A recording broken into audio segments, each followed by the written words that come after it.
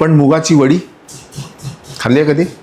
वेगळा प्रकार आहे, सोपा आहे. मुगाचं पीठ आपण घेतलेलं आहे आणि यामध्ये साधारण 2 चमचे लसूण, 1 चमचा आलं आणि तो हिरवा मसाला जो धनुनी ठेचला असेल तो घ्यायचाच आहे.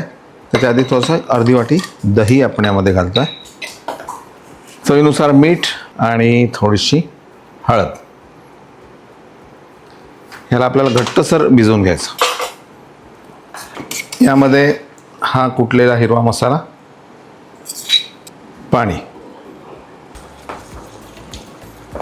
साधारण एवढं घट्ट आपल्याला भिजवून घ्यायचं आहे. नंतर यामध्ये सगळ्यात छोटी तीळ घालू आपण.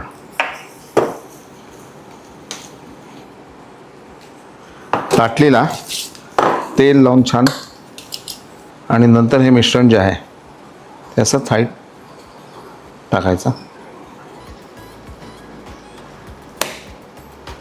वरून पुन्हा भरपूर तेल घालायचे. नंतर ह्याला स्टीम करायचं. पुढचं एक 10-12 मिनिटं ह्याला स्टीम करून घेऊ.